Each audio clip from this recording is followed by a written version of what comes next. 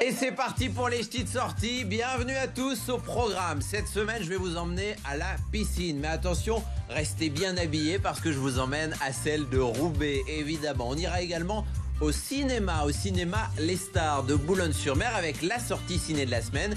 C'est Nobody, l'histoire d'un esprit torturé. Et puis tout à l'heure, coup de cœur lecture, on ira faire un tour et dire bonjour à Fabienne, libraire à la librairie Place Ronde à Lille. C'est parti.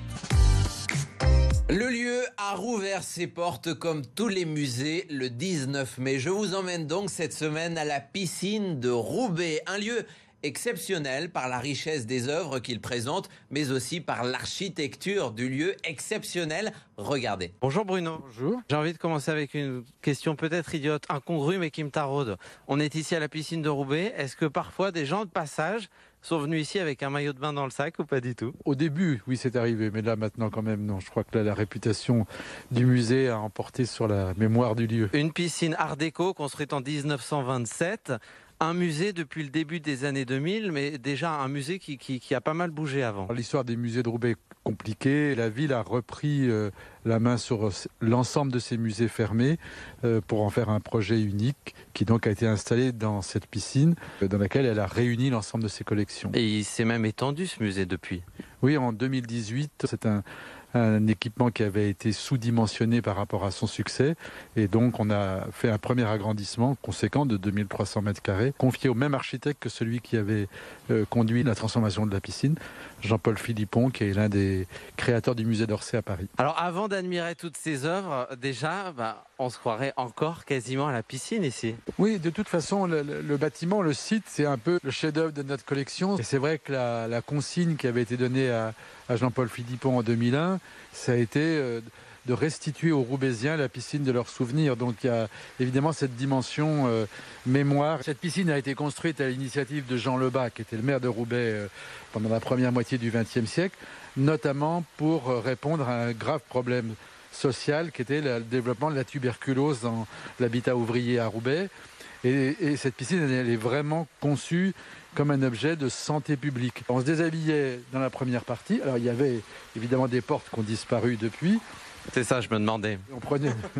On prenait sa douche ici et on se retrouvait dans le bassin. À l'étage, c'était les cabines pour les enfants, les écoliers. Est-ce qu'il est déjà arrivé que quelqu'un se baigne quand le musée est fermé? Alors, se baigne, non. Il faut vraiment avoir un ventre très plat parce qu'il y a très peu d'eau. Que des gens tombent dans l'eau pendant des heures d'ouverture, oui, c'est déjà arrivé. Oui. Alors, vous avez parlé de l'étage, est-ce qu'on peut y monter? Oui, bien sûr. On a toute une partie dédiée aux tissus en face. Les tissus qui sont à l'origine, les collections d'origine du musée. Le premier musée en 1835 s'appelait Musée industriel de Roubaix et il était constitué exclusivement de textiles et qui raconte toute la production textile à Roubaix à partir de la monarchie de Juillet jusqu'à la fin du 19e siècle. J'ai vraiment envie de piquer une tête. Toutes ces sculptures qui sont disposées autour du bassin, qu'est-ce qu'elles ont en commun? L'idée dans le projet de 2001, c'était vraiment de faire un jardin de sculptures autour d'un plan d'eau. Les deux personnages avec des perruques sont deux modèles en plâtre qui ont été réalisés pour le décor du grand escalier d'honneur de l'Opéra de Paris. Elles représentent l'une Lully et l'autre Handel. Si vous regardez une nouvelle fois La Grande Vadrouille, le film avec De Funès, vous les voyez au moment où il descend l'escalier. On parle sculpture, on parlera gravure dans un instant avec l'expo. Sculpture, je crois que vous avez un atelier. Oui, le dernier atelier encore intact de sculpteur de monuments publics, la Troisième République à Paris, celui d'Henri Bouchard, devait fermer ses portes. Et donc c'est cet atelier qui est devenu la référence et qui est un élément fort du parcours du musée aujourd'hui. On entre dans la partie de l'atelier Bouchard. Il a vraiment fallu l'opiniâtreté de la veuve de Bouchard et ensuite de son fils aîné et de sa belle-fille qui ont maintenu contre vents et marées cet atelier intact tel qu'il était à la mort de Bouchard en 1960. Là, Bruno, on est dans quelle aile du coup? Donc là, on est dans les ailes Beaux-Arts. Ici, une œuvre emblématique. Là, c'est vraiment la Joconde du musée, qui est la petite châtelaine de Camille Claudel. Alors, c'est une œuvre qui a été acquise en 1995-96. C'était la première fois en France qu'on faisait une souscription publique pour l'achat d'une sculpture. La population de Roubaix, y compris des gens très modestes, sont passionnés pour cette acquisition. Un fonds Camille Claudel qui est un des plus importants au monde puisqu'on a 8 œuvres de Camille Claudel. Retour à proximité du bassin. En termes d'exposition temporaire en ce moment, il y en a une consacrée à la gravure de Robert Verlin. C'est un artiste suisse qui a été notamment initié à l'art par Kirchner, qui est un des grands maîtres de l'expressionnisme allemand. Son fils a vraiment engagé un travail de réhabilitation de son père depuis une vingtaine d'années.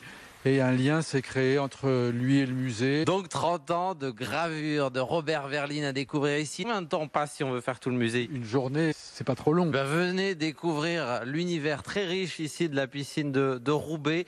On peut peut-être terminer par piquer une tête ou pas du tout? Et voilà, ça je vous laisse faire. Merci Bruno.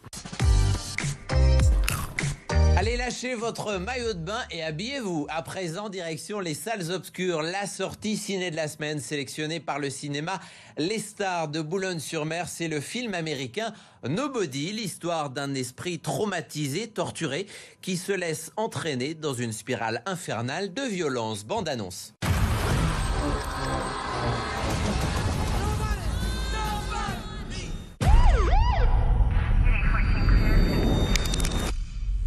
Donc ils ont pris environ $20 et une vieille montre? Monsieur Mansell, vous avez pas tenté un swing? Non. T'aurais pu les éclater, papa.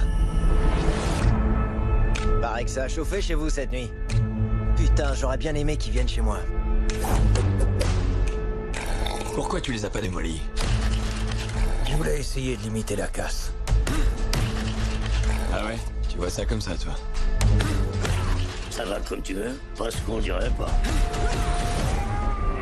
Et on retrouve Morgane à la sortie de sa séance au cinéma Les Stars de Boulogne-sur-Mer. Nobody, c'est une mise en scène inventive. C'est un film qui joue pas mal avec les codes du genre, ce qui fait qu'on a un rendu violent, mais aussi très drôle. Il y a un casting de malade, et donc vraiment, c'est jouissif. On vous attend dans les salles obscures. Jazz Kids, des nouvelles de nuit, Patti Smith, Tonino Belloquista, La Daronne, Sérotonine, Michel Houellebecq, Anne-Laure Kerr. Allez, on passe du 7e au 5e art. Livrez-vous, ce sont vos libraires qui piochent dans leur bibliothèque et vous conseillent. On retrouve Fabienne de la librairie Place Ronde à Lille. Bonjour Fabienne. Bonjour Colin. Vous avez choisi cette semaine Lire des livres, un bouquin dont l'histoire se déroule à la prison de Segdin. Oui, encore une histoire de femmes. J'aime beaucoup les histoires de femmes. Et là, nous sommes avec Marianne Mas, qui est rédactrice en chef à France Télévisions, dans la prison de Séquedin, dans le quartier des femmes. Et comment, au travers d'un atelier de lecture, elle a pu se rendre compte de la vie que menaient les femmes en prison, comment ce besoin d'extérieur, ce besoin de liberté, les a emmenés vers la lecture et comment cette lecture leur permet d'échapper à l'enfermement entre quatre murs. C'est très poignant comme histoire, c'est très court comme récit. Mais je vous invite vraiment à vous plonger dans cette vie particulière des femmes incarcérées. C'est très chouette. Merci Fabienne, merci à vous. Je vous dis à la semaine prochaine, évidemment. D'ici là, amusez-vous, prenez soin de vous. Et puis, on s'appelle, évidemment, et on se dit quoi ?